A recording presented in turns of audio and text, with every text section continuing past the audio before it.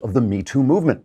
Is it an hysterical witch hunt being used by left-wing hypocrites to destroy the lives and careers of those with whom they disagree so they can protect their fanatical hold on power and prevent the nation from reestablishing constitutional governance after 5 decades of left-wing assaults on our liberty? Or is it, something else? To answer these questions, mainstream media outlets have issued a new pamphlet entitled "What Are the Rules of Me Too?" written by ABC political analyst, sometimes known as Howdy Dowdy, or Howdy Doody, or just Doody, especially after one of his TV appearances.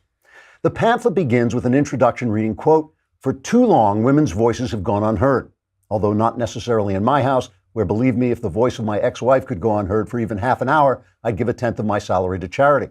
But in other, more peaceful places, women's voices have gone unheard, and it's time for this injustice to come to a shrill, screeching, and endlessly complaining halt," unquote. Dowdy Doody continues, writing, quote, "Women must not only be heard, they must be believed, except my former mother-in-law, because the woman's a psycho. But the point is, if a conservative man is nominated to the Supreme Court and a woman who may or may not exist accuses him of something that may or may not have happened, these allegations must be taken seriously, lest we teach our daughters that they can't just randomly destroy people's lives at will," unquote. In conclusion, Dirty Dowdy writes, quote, "For too long, we have lived by the rule that says a man is innocent until proven guilty. But I say, if we can't ruin our political opponents through unsubstantiated innuendo, then this is no longer the America I love," unquote. I guess they don't call him Doody for nothing. Trigger warning, I'm Andrew Klavan, and this is The Andrew Klavan Show. I feel hunky-dunky, life is tickety-boo. Birds are winging, also singing hunky-dunky-doo. Ship-shape, tipsy-topsy, the world is zippity-zing. It's a wonderful day, hurrah, hooray! It makes me want to sing. Oh, hurrah, hooray! Oh, hooray, hurrah! All right, I didn't think I was going to get through that open without cracking up, but I get the prize. It is mailbag day, so pack up your troubles in your old mailbag, and we will get rid of them all my answers. Oh my God, I can't stand it anymore. It's like some kind of mental torment. Also, Yom Kippur, I guess you don't say Happy Yom Kippur. It's a very solemn holiday. Ben was explaining it on our backstage show yesterday. It's when they take a day, Jews take a day to repent of their sins. Ben, it's probably going to take a couple days, I would think, given his sins. But he'll be back, and I wish you all a good Yom Kippur. You remember during the financial crisis, Rahm Emanuel, who was going to become Obama's chief of staff and then go on to become the mayor of Chicago and preside over the decline of Chicago into chaos and crime and murder. He said, you should never let a crisis go to waste. And of course, what he meant by that is when there's a crisis, people panic and you can stuff left-wing laws and regulations and ideas down their throats, because normally people protect their freedoms. They want their freedoms, especially in America, where our freedoms are kind of in our blood. We've inherited this tradition of liberty. We know that we're supposed to be free. And so you need a crisis to make people panic and take their freedoms away. I'm watching this Brett Kavanaugh thing as this devolves into really a circus. At this point is a circus in which the Democrats are really just using this woman's unsubstantiated charges to delay the process. Their hope is that they can delay the process until after the midterm elections so that people up for election, Democrats up for election in red states, won't have to cast a difficult vote against Kavanaugh and then get punished for it at the polls. That's one thing they want. And then in the outside chance they take back the Senate, then they can just delay the Supreme Court pick forever. And that's the plan. That is the plan. It's not about sexual justice. It's not about this woman. It's not about her pain. But they're always, always, always using the same argument. And the argument is you should give up your liberty because feelings, give up your liberty because it's a crisis, because my identity, because I'm a victim, because look at my sad face. Give up your liberty. Yes, okay. Humankind has crawled for thousands of years out of the muck of slavery, out of the muck of savagery. It used to be that if you were living a slave of the Pharaoh died, they buried you with the Pharaoh, you were dead. It took thousands and thousands of years for people to crawl up into the idea of individuality. People fought and died. Mothers lost their sons on battlefields. Yes. The Constitution, greatest piece of political writing ever done, ever. It's a completely unique document enclosing the wisdom of thousands of years. Yes, but I'm sad. I'm sad. Give it back. Give us your freedom back, please, because it's, oh, look, it's a woman. It's a woman. A woman. A woman. Are you going to hurt a woman by being free? Oh, my goodness gracious. Do not do that. She's a victim. She has an identity. Her identity. She's gay. She's black. She's short. She's tall. Give up your freedom, because this is a crisis. It is a crisis, and we're sad. It's always the same argument. And the argument kind of got its strength, got its power from the restoration of rights to black people in this country, which was a true injustice, and it required federal action against states' rights. Remember, during the time of segregation, when the Democrats were fighting for segregation down in the South, they called them Dixiecrats because they were the Democrats down in Dixie.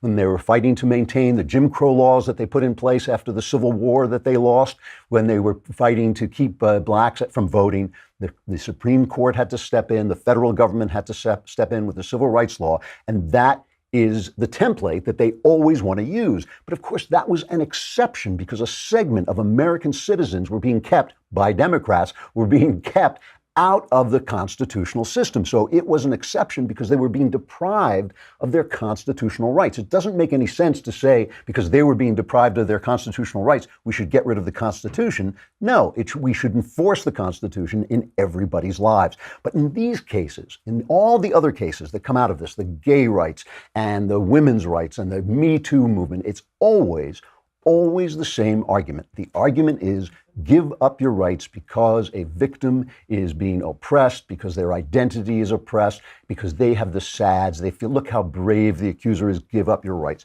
So right now, we've got this guy, Brett Kavanaugh, by all accounts, a guy who's lived an unimpeachable life. Woman after woman has come forward saying what a great guy is. Women who have dated him have come forward. And now this one woman says that 35 years ago, in a drunken party, she can't remember exactly when, she can't remember exactly where, he climbed on top of her, pushed her into a room, locked the door, climbed on top of her, and felt her up, and she thought he was going to rape her. He says he wasn't even at the party. He says he may not even know the woman. He says, that he certainly didn't do it. He's never done anything like this. And so the Republicans, caught in the Me Too trap because the victims and all this, say, okay, due process, let's have a hearing, bring him in Monday.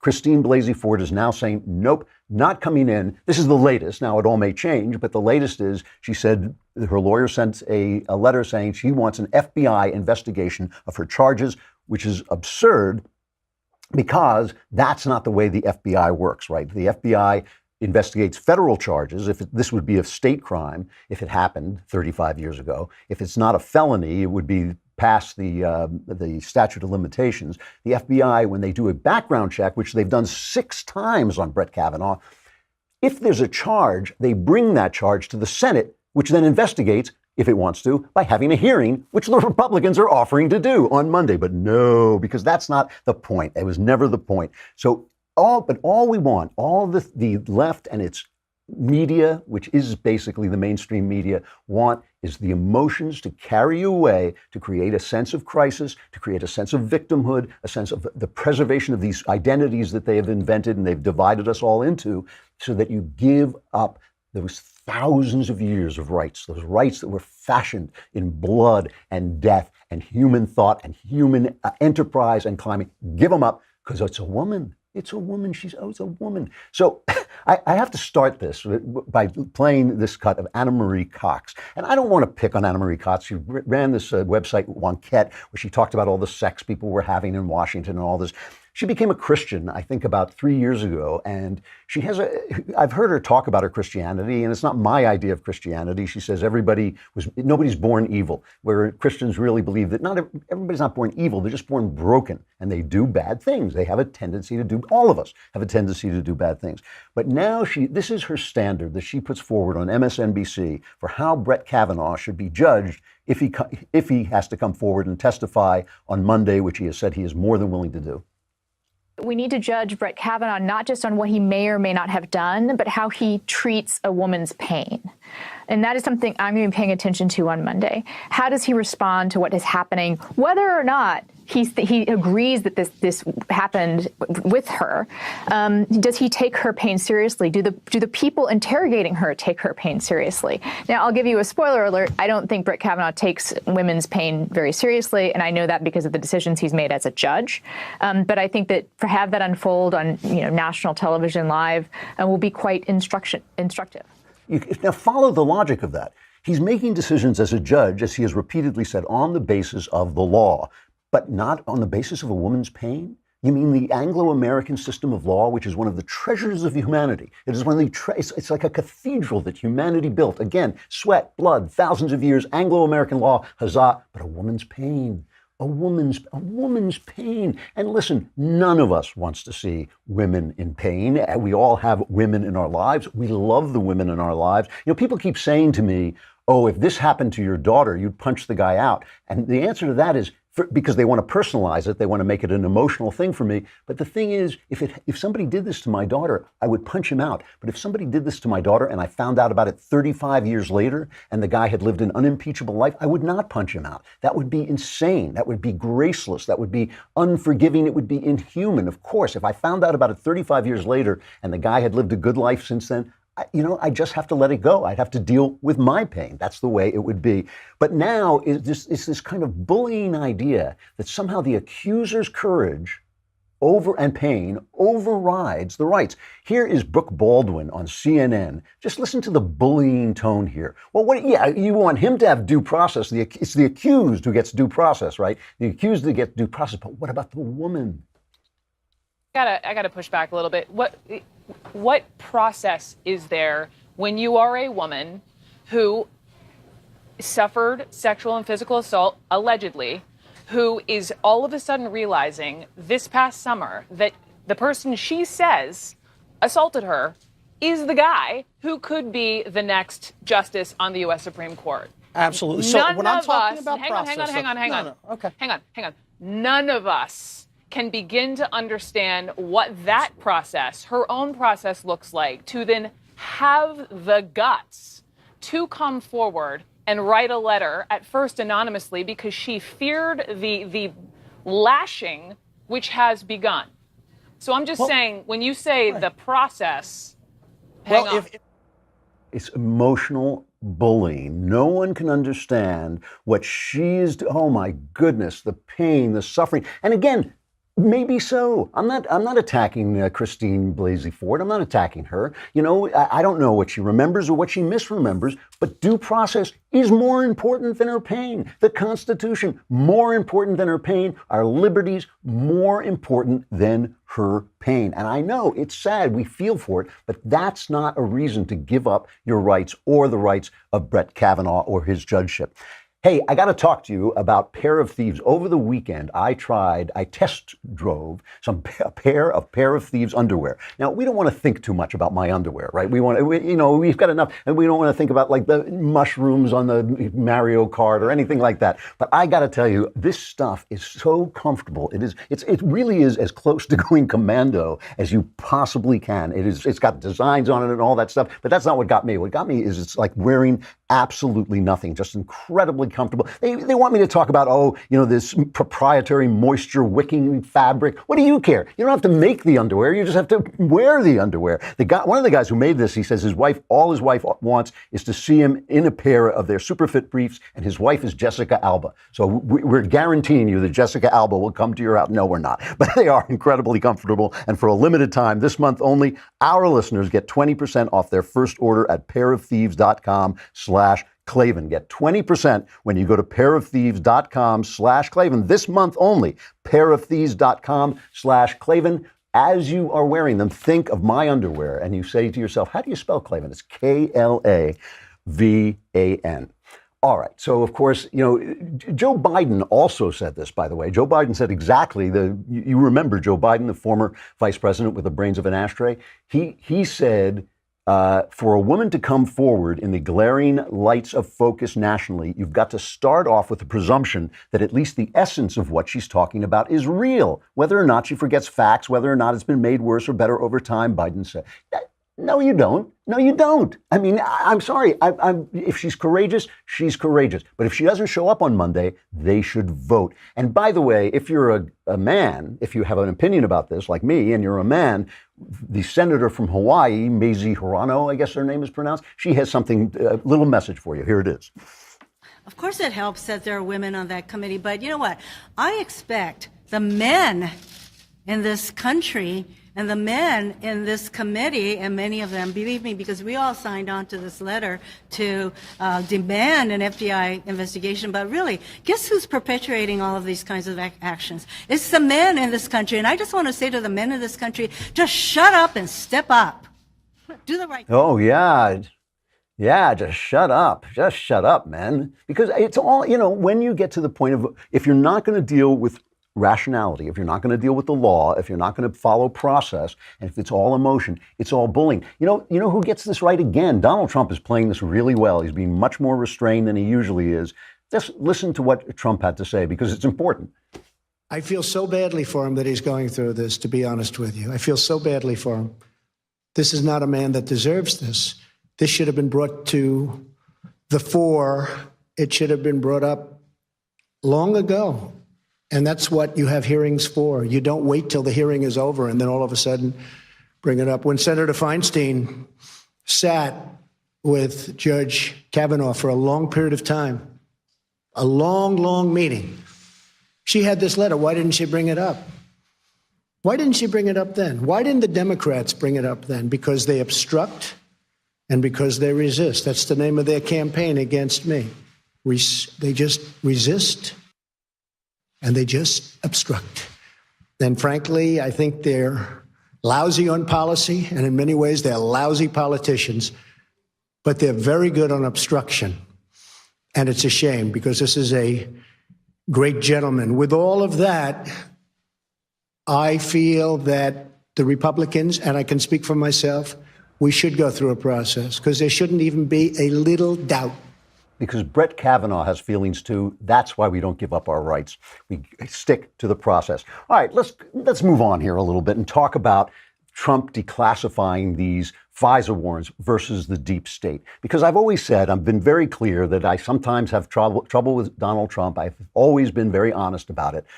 But the people who say he is fighting a swamp, a deep state, a government, unelected government that has gotten completely out of control, those people are absolutely right. And you've never seen it as clearly as this, because Donald Trump is talking about declassifying information in this Russia investigation. He wants to show that the FISA court warrant that let them spy on his campaign, that it was based on false, unsubstantiated charges from his opponent, from Hillary Clinton.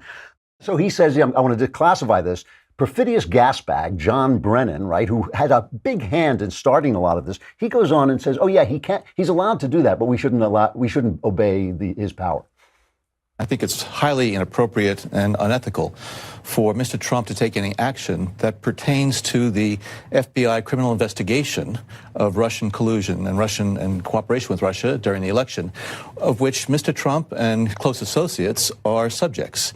So that should not happen, that he would be able to take such an action. He certainly has the authority to do it, but I do think it's highly inappropriate. Well, I think Christopher Wray, Director of FBI, and Dan Coats, Director of National Intelligence, as well as Rod Rosenstein, who is overseeing this investigation, should push back against any directive that is going to have negative impact on our capabilities, as well as the investigation.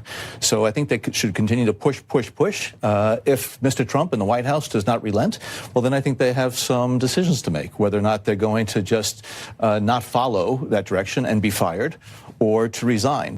So he has the authority, but the law enforcement should resist the law. Law enforcement should resist the law and resist and obstruct and obstruct. Now, we saw, I'm not going to play this right now, but James O'Keefe at Project Veritas has been doing his usual thing where he goes in with hidden cameras.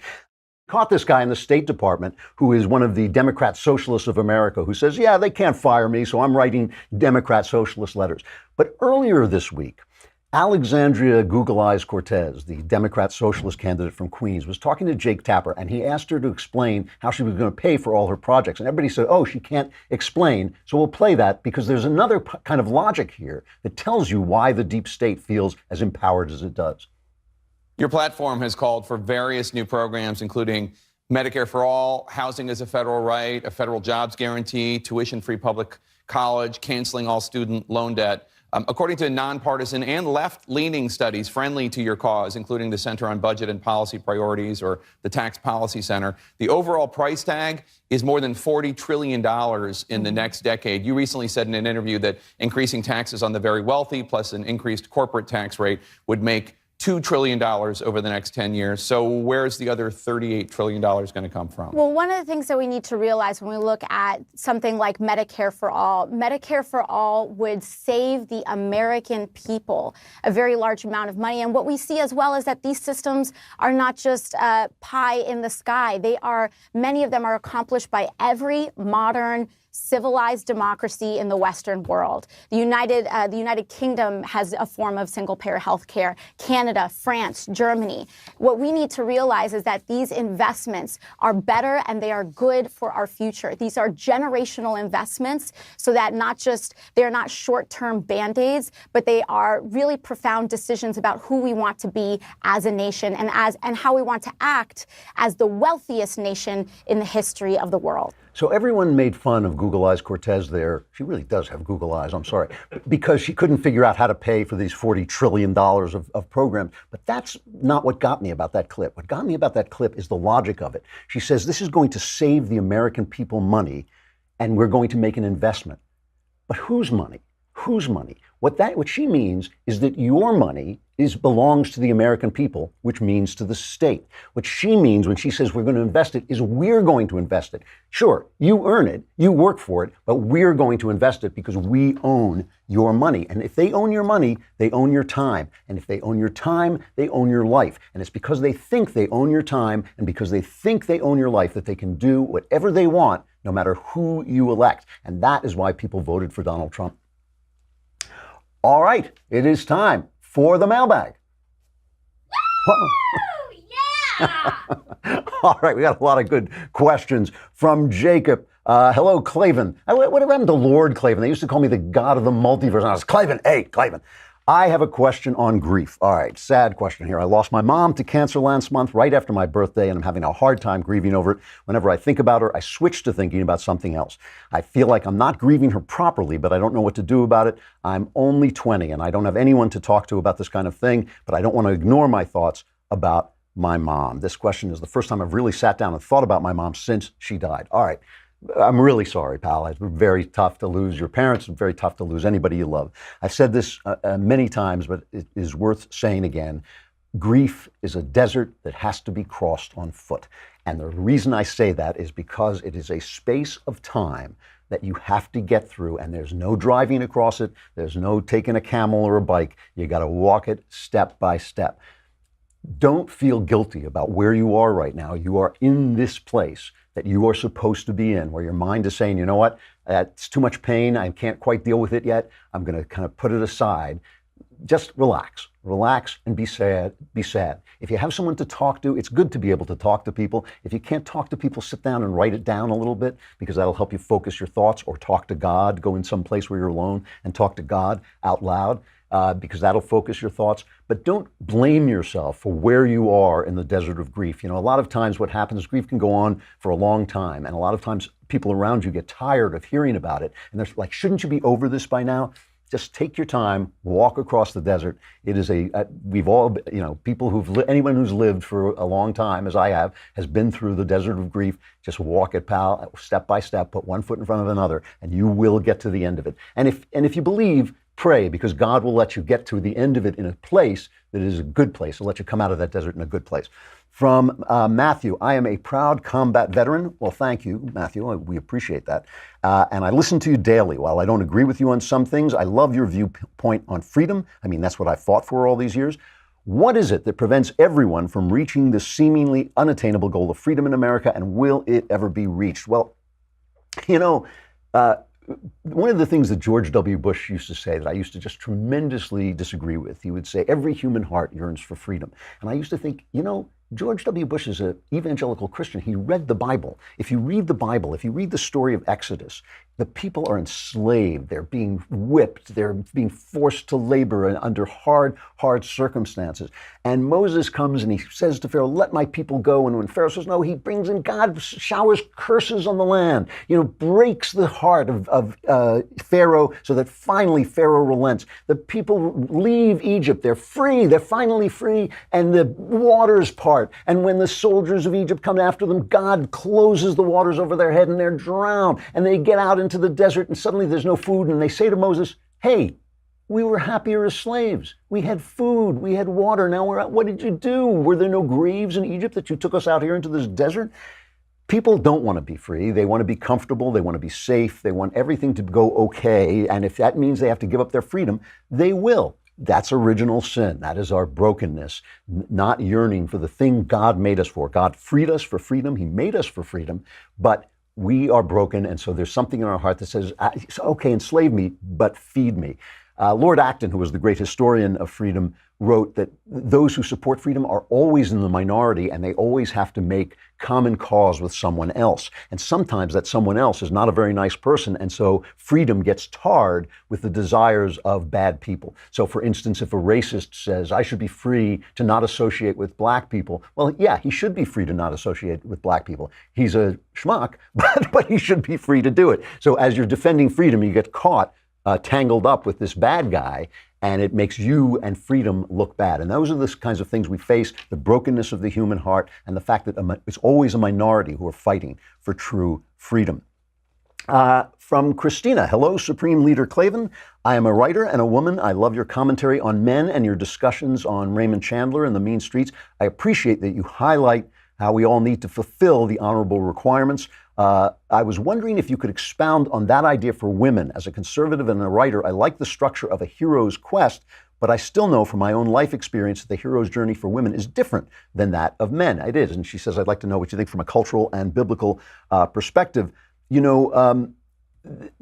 This is really true that women's hero journey is different. I've said this before, that the essential story at the heart of every story is, can the woman be loving enough to find a man and create a new generation? And can the man be brave enough to protect her? Those are the things that we're kind of dealing with. And can the man break away from his father? Can he become, the man that he wants to be? And can the woman become the woman that she wants to be? It's not, feminists impose all these ideas of strength and all this stuff. Yes, it does take strength to become a woman and a full woman, but it also, it takes a certain kind of tenderness and lovingness and vulnerability that men don't always express. The person who writes about this, I have to tell you, and I know is plugging my own family, but is my daughter, Faith Moore. She has a website, a blog about Disney princesses, and she talks about how the fairy tales show the women's journey, because fairy tales are one of the great cultural contributions of women to society, because they were all made up by moms telling their kids fairy tales.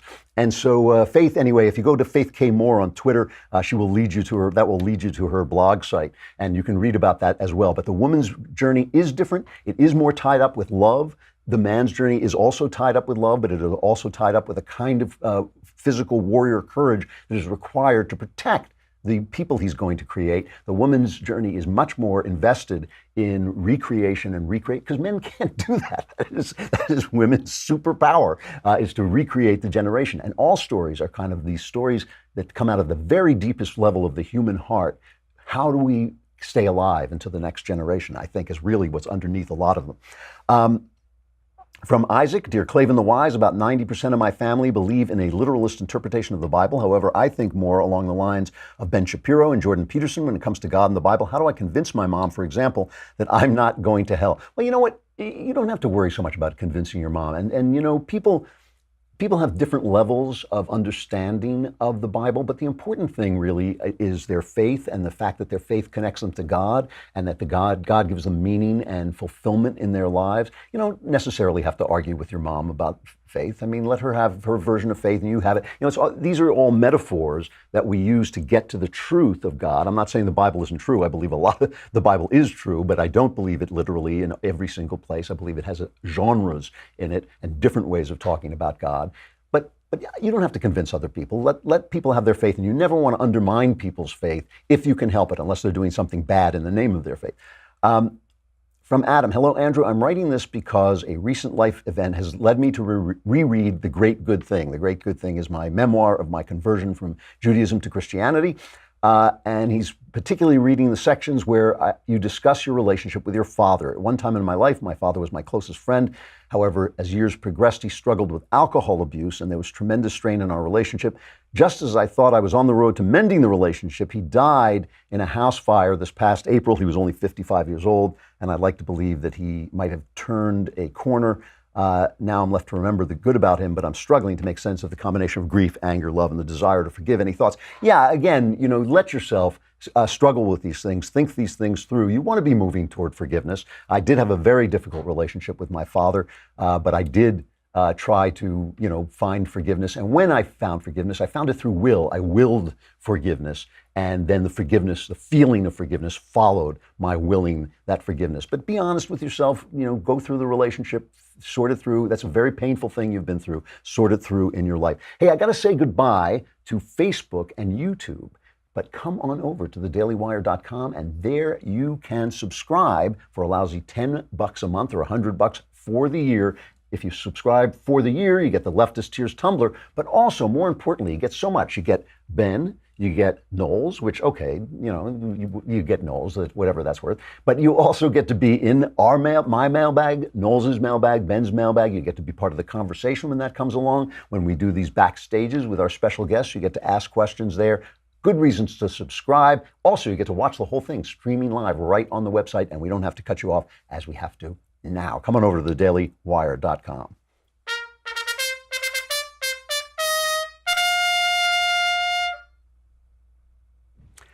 All right, from Kurt. Mr. Klavan, leftist culture and mainstream media always state that fascism and the Nazis are a product of the far right. After watching Dinesh D'Souza's movie Death of a Nation, I'm now questioning this. Mr. D'Souza presented compelling information that these two were a product of the far left. He was basically saying it was the combination of progressive and nationalism, with Nazis also adding racism. He was also stating that the alt-right has more in common with the left than the right. What is your opinion on this? Okay, well, an excellent book to read about this, by the way, is Jonah Goldberg's Liberal Fascism. He goes through the entire history of it. It's a little murky. I love Dinesh. He's a great guy, makes really fascinating movies and writes really fascinating books. But I sometimes think he pushes this argument a little bit too far. Hitler was a man of the left. I think that is fair to say. But Nazism, with its intense nationalism, which in Europe is usually associated with being a conservative, with being right-wing, Hitler with his nationalism was kind of a hodgepodge. He was also a psychopath. He was an evil psychopath. And so that doesn't really have a party. Believe me, nothing will protect you if you are an evil psychopath. You can be an evil psychopath on the left. You can be an evil psychopath on the right. But here is the thing. The categories in Europe are different from the categories here. And that's why when you read a newspaper and it says far-right party in Britain or far-right party in France, it's different. Why?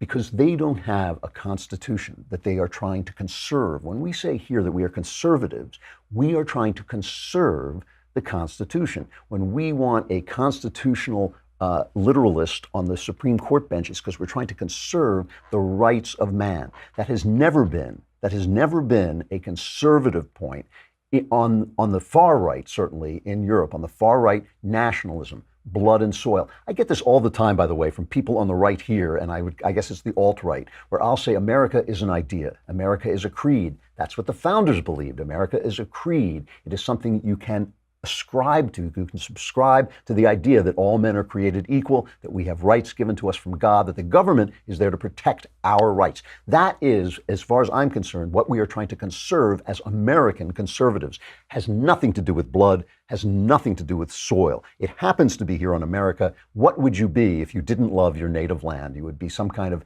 empty shell of a human being. What would you be if you didn't love your native land? But having said that, yes, nationalism can go too far. So my point about Hitler is Hitler grows out of several trends in European history. The anti-Semitism, which was a absolute embedded idea in Europe. The nationalism, again, not particularly a left-wing idea, but they were National Socialists. They were fighting the communists, but they were National Socialists. Hitler was a man of the left. All that means is when the left immediately calls you Hitler, you can strike back by saying, hey, Hitler was a socialist, okay? If you want to get into that level of argument, that's what it is. But if you want to look at it a little bit more deeply, it's a little murkier than that. All right. Hello, Supreme Leader Klavan. Now we're talking. Now we're getting back to what's on my business card. I'm a writer. Oh, I think I did that one already. And I'm actually running out of time, but I'll do one more from John. My college roommate was born and raised in China, but has become more libertarian as he's lived here. He wanted to ask if communism is a result of actual need or simply a result of want and greed. Has it ever worked? It never works. It never works because the logic of communism is the logic of slavery. We were talking about this with Alexandria Google Eyes Cortez. The logic of communism is that your work, what you own, what you have created belongs to the state. And that's why it always devolves. It always devolves into slavery. It always devolves into cruelty. Plus capitalism, this is so strange. Capitalism has lifted so many people out of poverty around the world. And wherever you have rule of law, free trade, property rights, capitalism, you have these incredible, glorious benefits. Why? Because it uses the human soul, human nature, to create the economy. It uses freedom to create the economy. And that is, it's kind of a miracle. It's all choice. It's all, oh, look, I made an iPhone. Ooh, I want an iPhone. I'm willing to give you some of my money for that. I mean, that is a beautiful thing. Even greed, even your greed, starts to serve my need under capitalism. But when you put it all on the state, it all devolves into power. It all becomes about I own what you made. I own your money. I own your time. I own your life. Even if it worked, it would be immoral. But it never works because it doesn't have the brilliant genius of capitalism and the brilliant genius of freedom. All right, time to move on to Tickety-Boo News.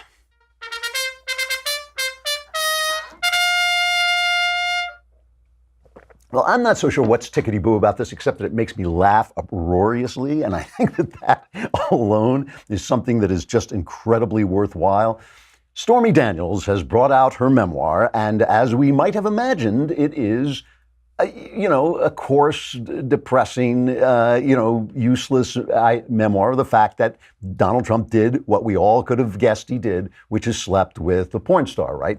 But she goes on to these incredible descriptions, these graphic descriptions, which I've now, to my great shame, actually read, in which she describes his junk. She describes, Trump's tower. And what she says is that his junk looked like Toad from Mario Kart. And as a gamer, I have to tell you, this just broke my heart because I love all the Mario games. The Mario games were like some of the first really great games I played. I mean, I've played video games since they were invented, so I've played them all. But Super Mario was one of the greatest, and I cannot stand the fact that from now on, when I see Toad, smiling little Toad, in Mario Kart, I've got to think of Donald Trump's junk. But the thing that makes me laugh about this, okay, is how the fact that the news is covering this, the news media is covering this as if this was important. Here's Jake Tapper. Like, what happened to you, Jake? I mean, Jake, you had a career, you had dignity, you were somebody, now you're doing this. Listen to this. Lots of books claim to be tell-alls, but they don't follow through. Stormy Daniels' new book about her life? It's not that book. Wow, she tells all. From the details of her career in porn, to, yes, being in bed with the future president of the United States and even being able to pick certain parts of him out of a lineup and then being threatened to shut up about it. All these accounts are in there. Jake. Here's the funny thing to me. I am old enough to remember when they didn't even report that the president was having an affair, in the Oval Office at the point. JFK was banging everybody who walked through there. I mean, like he had two aides. They called them Fiddle and Faddle. That was their names for them, who they were skinny dipping in the White House pool together. And the press knew all this stuff, and they just didn't report it. And when they first started to report back in the 80s, I would say it was, when they first started to report on the sexual shenanigans of powerful people, powerful men mostly, when they first started to report on that, there was this big debate about whether it was relevant, important news because it was the character issue.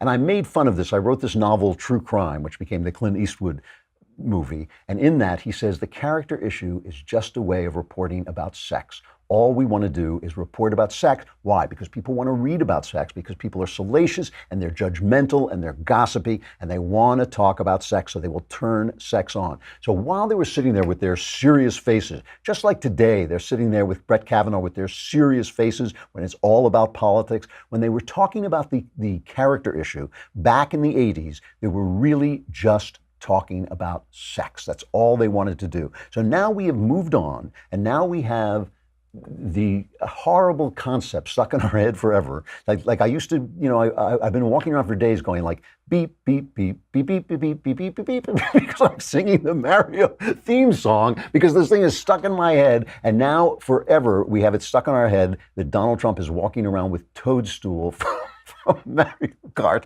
in his pants. And that's the character issue. That's the serious character issue. On top of this, the guy, one of the people who wrote for Sesame Street now says, yes, I'm a gay man, and Bert and Ernie were gay.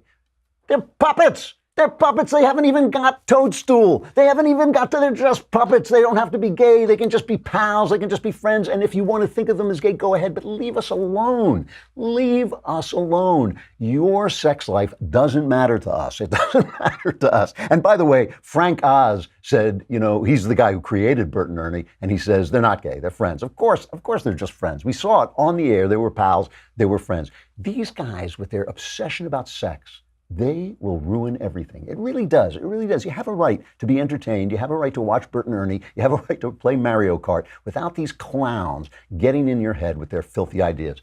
All right, I got to say goodbye. It's been great. We will have Glenn Beck here tomorrow, will we not? I believe we will. The great Glenn Beck. I'm Andrew Klavan. This is The Andrew Klavan Show. We'll see you then.